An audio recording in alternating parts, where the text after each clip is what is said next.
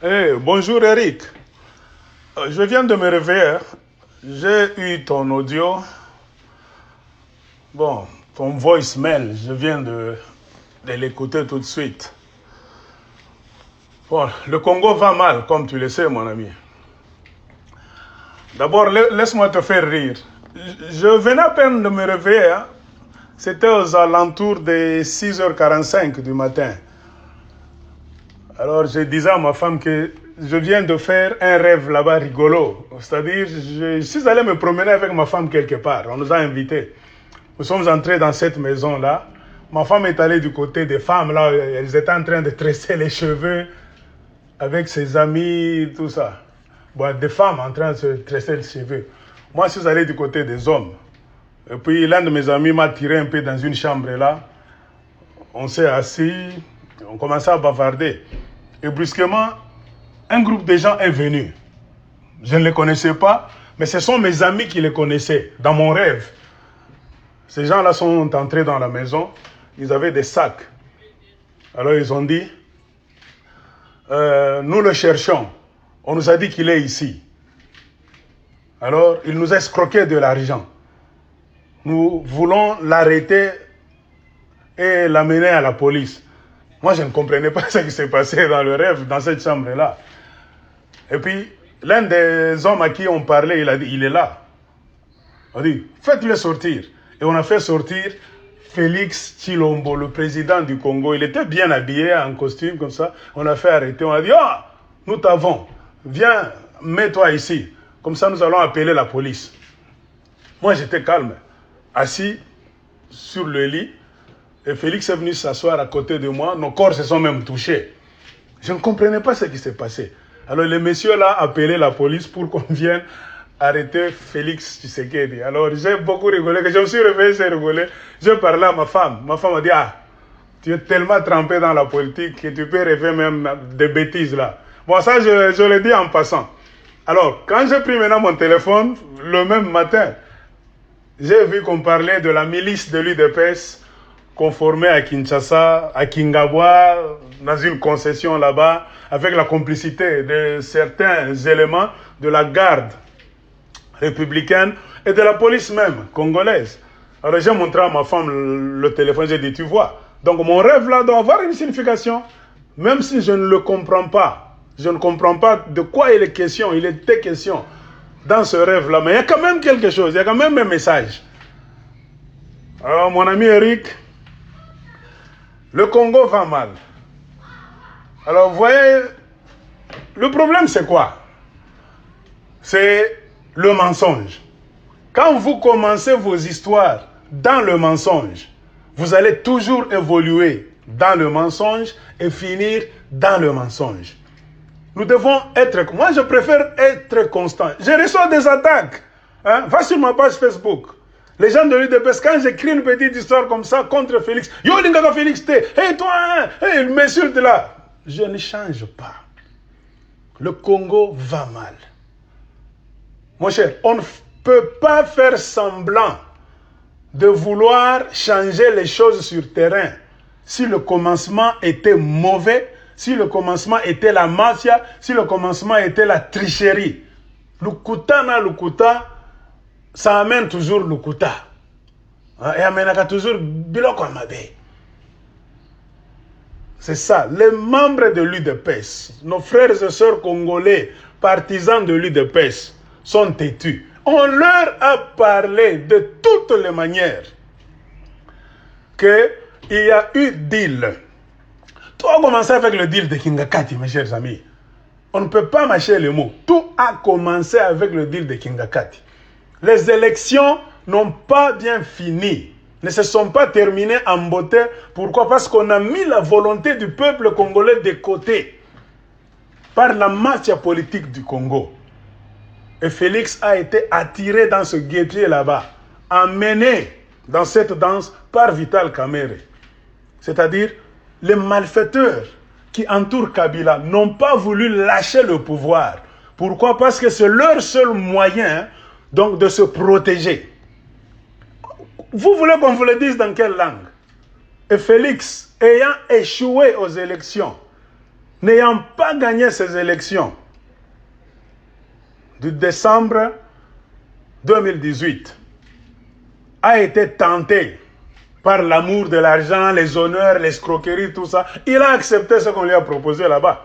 C'est-à-dire, la tâche de Félix maintenant, c'était de protéger Joseph Kabila et sa racaille du FCC. Au même moment, comme les troubles du Congo, Joseph Kabila a été parachuté là-bas par des forces étrangères.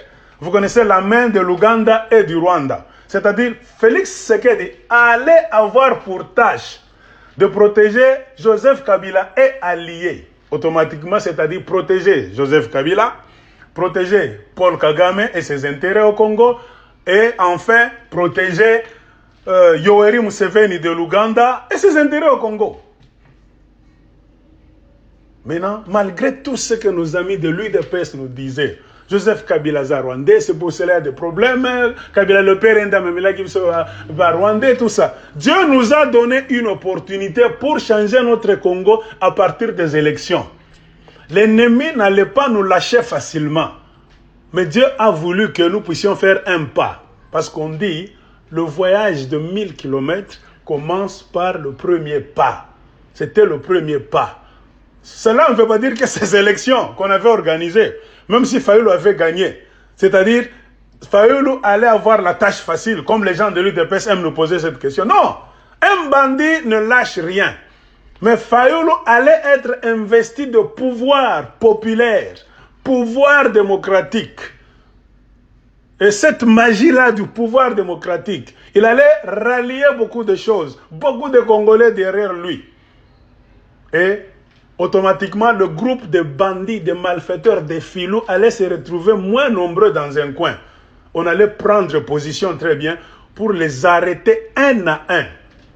Ils allaient résister, on ne refuse pas. Mais comme nous, les Congolais, notre volonté manifestée dans les urnes, manifestée dans ces élections, de 62%, c'est-à-dire la majorité des Congolais allaient travailler avec Fayoulou pour mater la minorité qui allait commencer à relever tout ça d'une manière démocratique, en rétablissant l'autorité de l'État, c'est-à-dire la police, l'armée, tout devait être en ordre. Et cette entente nationale allait créer un climat propice pour que les ennemis du Congo se sentent menacés, eux et leurs intérêts. Et automatiquement, ils allaient commencer à fuir, puisqu'on allait commencer à parler le même langage, nous Congolais d'abord. Mais Félix est venu supporter le deal, donc l'agenda des envahisseurs du Congo, des tueurs. C'est-à-dire le pays est maintenant divisé, fragilisé. Et dans ce désordre-là, on continue à tuer le peuple congolais. On continue à piller les richesses du Congo. L'attitude de Félix Tshilombo, vous voulez qu'on vous parle en chinois pour que vous puissiez comprendre? Non. Félix est l'ami de Kagame. Félix est l'ami de Museveni et l'ami de Kabila. Il se rencontre avec Kabila partout. C'est-à-dire la constitution du Congo, de la RDC, ne dit absolument rien. C'est-à-dire c'est leur deal, ce qui se sont dit dans le noir. S'il y a conflit, projet, programme, tout ça, ils se rencontrent. Ils ne lisent pas la constitution. Ils se rencontrent, c'est-à-dire entre eux, ils savent.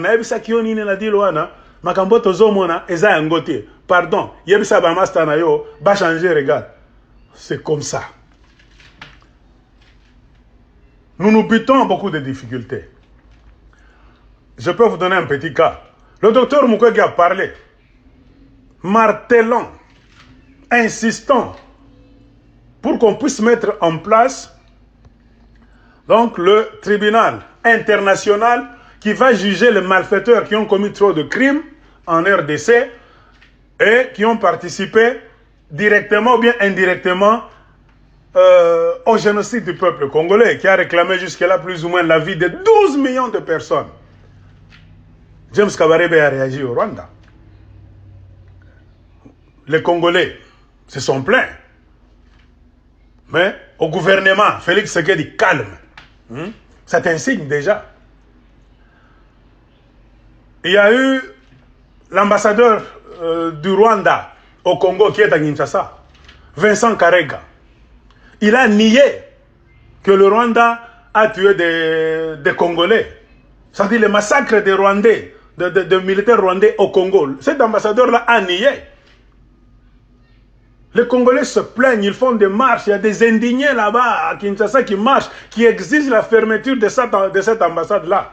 Du côté de la présidence, c'est Félix Tshisekedi. Qu'est-ce qu'il y a eu? Vous avez vu le signe? Félix a reçu ce monsieur-là. Est-ce que toi, tu peux aller au Rwanda, ambassadeur du Congo à Kigali? Nous connaissons, nous tous, ce qu'on dit du génocide du Rwanda. Tu ouvres la bouche dans une conversation, une interview. Toi, l'ambassadeur congolais à Kigali, tu minimises le génocide des Rwandais. Tu minimises, tu nies ça. Est-ce qu'on va te laisser? On va te faire plier bagage automatiquement. On te donne 24 heures ou bien 48 heures pour que tu rentres chez toi. Mais malgré les bêtises que Vincent Karega a fait dans ses paroles, en niant le génocide du peuple congolais, en niant le massacre des Congolais, en niant les vols que le Rwanda opère au Congo. C'est clair, vous avez vu la réaction de Félix Tshisekedi. Ça montre clairement que Félix travaille pour ces gens-là. Il a peur. Ceux qui se sont dit dans leurs accords de Kingakati, entre Kabila, Kagame et Museveni, je ne cesse de marteler cela, est en train de le lier. Il n'a pas de pouvoir. Un président congolais, président d'une république, mais qui n'a pas de pouvoir devant l'ambassadeur d'un pays étranger. Vous voulez que je vous parle dans quelle langue pour que vous puissiez comprendre? Le Congo est dans la merde. Félix n'a rien foutu. Et maintenant, il est entre deux pressions. La pression des Congolais honnêtes. Nous, qui disons les choses vont mal. Félix, tu as triché, en tout cas, tu finiras mal. Il y a la pression de ses adversaires, Kabila, Museveni, Kagame, qui veulent à ce qu'ils puissent les servir, donc accomplir l'agenda pour lequel ils l'ont mis là. Deuxième groupe de pression. Il y a le troisième groupe de pression, ce sont maintenant les militants de l'UDPS qui, nageant toujours dans leur ignorance, ne comprenant pas le jeu qui s'est joué là-bas, ou bien comprenant, mais faisant semblant, ils continuent toujours à supporter leur gourou par fanatisme. C'est-à-dire, en faisant table rase de tout raisonnement, tout questionnement, eux, c'est Tshisekedi, Félix ou rien. Advienne que pourra, dans le meilleur, tout comme dans le pire. Maintenant, Félix Tshisekedi est entre trois groupes de pression. Les Congolais honnêtes, les fanatiques de l'UDPS et les dealers de Kingakati. Il doit vivre comme ça, pousser avec son agenda, continuer d'être président, vouloir maintenant servir tout le monde. C'est là où se trouve le problème. Je pense que les sages nous disaient que tu ne dois pas. Il y a un adage swahili qui dit que hauwezi kuria mumasani ya mingi. Inafaa kuria musani moja juu ujue ni kinini kitakuua. Qu'est-ce que cela veut dire? Une personne normale ne peut pas manger dans beaucoup d'assiettes à la fois. C'est ça la sagesse africaine, congolaise. Nos parents même nous disaient, mange la nourriture qu'on te sert dans une seule assiette. Pourquoi? Parce que si tu manges en désordre dans beaucoup d'assiettes, tu ne sauras pas ce qui va te tuer. Qui trop embrasse, mal étreint. Olingi ozua biloko nyonso kaka yo moko.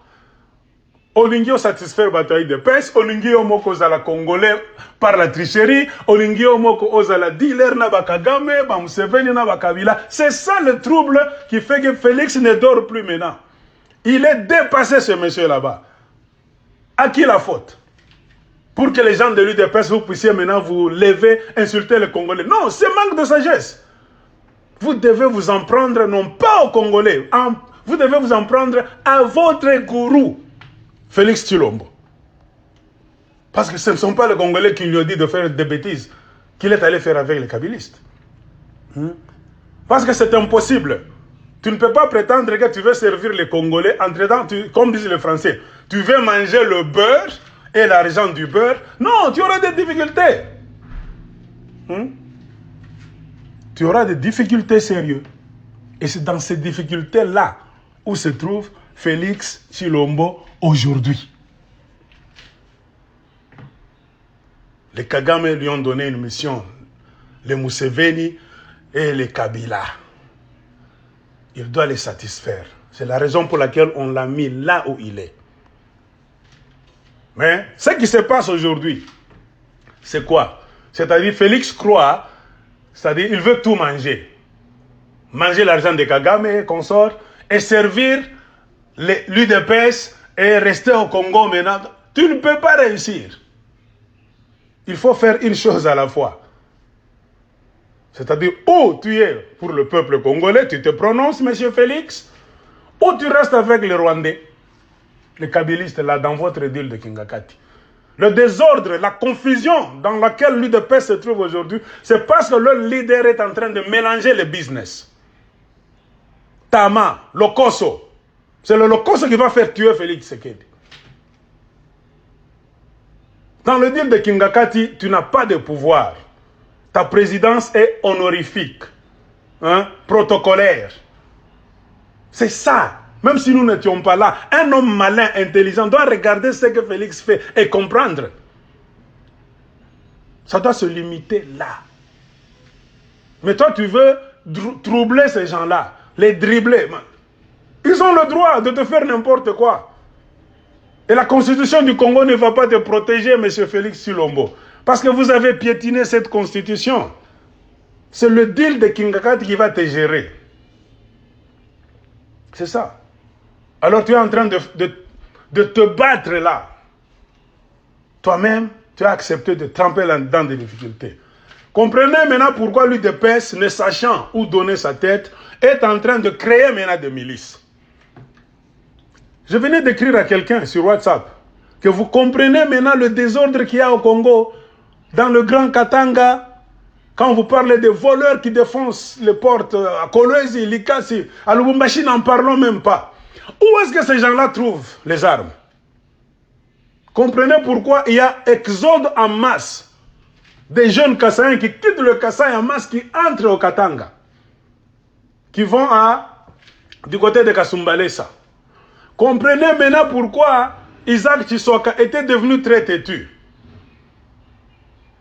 J'ai fait une audio la fois passée. J'ai dit cet Isaac-là, qu'on ne vous trompe pas. Un homme ne peut jamais narguer un État. S'il le fait, donc c'est avec la bénédiction des autorités. J'ai martelé cela. J'ai expliqué. Et je réexplique. Vous comprenez maintenant pourquoi Isaac Tshisoka était devenu têtu. J'ai fait une sorte de parallèle avec les audios dans lesquels il y a deux femmes kassaïennes qui se parlaient, que nous sommes en réunion à Lubumbashi. Nous regrettons pourquoi? Parce qu'on vient de nous informer que c'est Jean-Marc Akabound et Gilbert Kankonde qui sont en train de financer les gens de l'UDPS, les milices, avec pour projet, ce 9 juillet là 2020, de faire quoi? De brûler le bâtiment du 30 juin, le gouvernorat de Lubumbashi et le centre commercial Hypnose. L'audio était venu des gens de l'UDPS. À Lubumbashi, il y avait des problèmes. Et au même moment, on a vu qu'à Kasumbalesa, il y avait des remous là-bas, des ordres jamais, comme dans l'histoire de la politique du Congo. Dans mon audio passé, qu'est-ce que j'ai dit?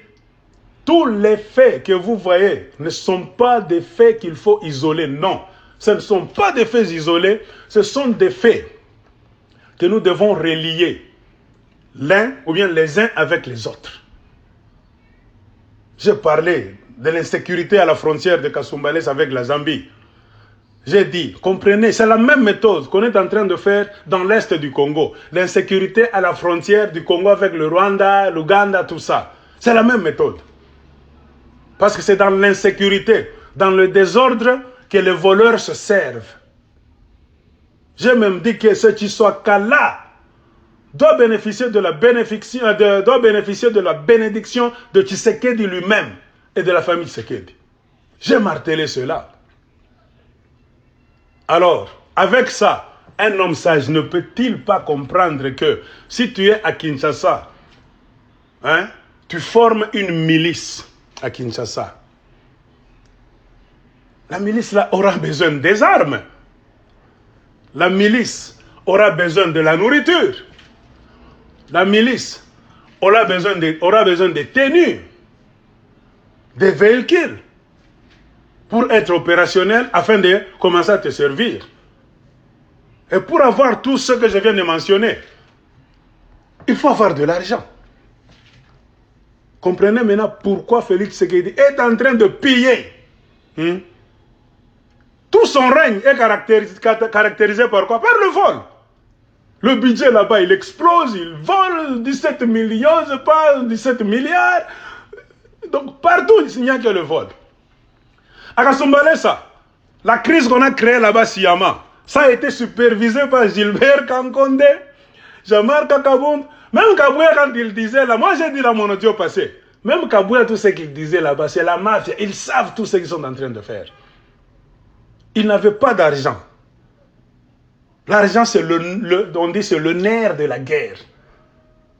Ils ont un plan qu'ils veulent faire pour renverser Joseph Kabila, ou bien je ne sais pas, tout ça. Mais vous devez le faire avec l'argent, vous devez le faire avec une armée.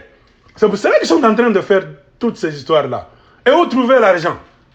Ils sont allés s'imposer à la frontière de Kasumbalesa. J'ai dit ça dans mon audio passé. Si vous doutez, cherchez. Vous allez voir mes audios. J'ai parlé de ça. J'ai dit, nous devons relier, savoir relier le fait. Il n'y a pas de fait isolé. Non. C'est un grand puzzle, ce qui est en train de se passer au Congo. Et pour comprendre ce puzzle, qu'est-ce qu'il faut faire? Un homme doit savoir prendre les pièces, une à une, savoir les relier, les mettre en place et se retirer d'abord, et vous verrez l'image que cela va donner. Et c'est ça. Il fallait créer une crise à Kasumbalesa, et c'est là où on a volé beaucoup d'argent. On a fait passer des camions avec des minéraux. Les agents de la douane n'ont pas contrôlé. Les agents de l'immigration n'ont pas contrôlé. Dans ce désordre-là, ils ont fait passer beaucoup de choses. C'est-à-dire, on va vendre ces minéraux-là, ils auront l'argent. Et cet argent reviendra au Congo, l'argent sale. C'est pourquoi financer leur milice aussi. Donc vous comprenez, si le Congo devient maintenant le pays des milices, des miliciens, on ne va pas avancer. On ne va pas avancer. Vous comprendrez pourquoi nous avons dit, et nous continuons à dire aux gens de l'UDPS, seul le temps est l'allié de la vérité. Vous pouvez nous insulter, discuter avec nous, dire n'importe quoi. Un homme comme moi, je reste dans ma constance. Je ne changerai jamais de version. Félix n'a pas reçu ces élections. Si cet homme avait reçu les élections, vous alliez voir, même la main de Dieu allait être sur lui. Les choses allaient couler comme de l'eau. Il allait être président, il allait avoir la main libre pour changer beaucoup de choses au Congo. Pourquoi est-ce qu'il ne les change pas? Il a des limites mises en place, des limites établies par le deal de Kingakati. Et il ne veut pas dire la vérité aux gens de l'UDPS qui pensent que Félix a plein. Il n'a pas plein pouvoir. Il veut manger maintenant. Et le beurre qu'on lui a donné par Kabila, donc il veut manger ce qu'on dit en français. L'argent du beurre, c'est-à-dire ce qu'on lui donne par les gens avec qui il était dans des négociations Kingakati, et le beurre. C'est-à-dire manger même les gens qui lui ont donné le pouvoir. Mais il y aura un grand combat. Il y aura un grand combat. Ne pense pas que Kabila va te laisser comme ça. Museveni va te laisser comme ça. Kagame va te laisser comme ça, piétiner sur leur deal. Non. C'est ça. Je disais même à quelqu'un, comment voulez-vous, il y a la pauvreté notoire au Congo, mais il y a exode, des petits qui viennent du Kasaï par tous les moyens, qui entrent au Katanga, qui n'ont rien, et brusquement, ils ont des motos. Qui finance ça? C'est-à-dire, ils créent une milice motorisée. Je disais ça à quelqu'un. Où trouve-t-il l'argent? dans cette famine, crise économique qui est au Congo, on les finance. Comprenez pourquoi les petits là, tout ce qu'ils disaient même à Machipicha, si vous suivez leur langage, vous allez à Kasumbalé ça. C'est-à-dire même l'autorité de l'État va rien nous faire. Le problème qui est ici, aucune personne ne va changer ça. C'est-à-dire ni le maire de la ville, ni le gouverneur de la province, ils disent personne. Seul Jean-Marc Kakabound a le dernier mot. Mais ça ne suffit pas pour vous faire comprendre qui sont derrière cette milice. J'ai dit dans mon audio passé, même dans la vidéo passée, qu'il ne se passe pas 2 semaines sans que ce Gilbert Kankonde se rende à Lumbashi. Toutes les 2 semaines, le monsieur logea à l'hôtel de Caravia. J'ai dit quoi? Il vient superviser les services. Collecter l'argent, mettre en place des milices, tout. C'est ça la vérité. Alors, le Congo est dans la merde. Le Congo est dans la merde. Le problème c'est quoi? Vouloir trop manger. Vouloir mentir. Parce qu'on dit, eh bien, mentez, mentez, il en restera toujours quelque chose. Et la chose qui reste là, c'est celle que nous sommes en train de voir.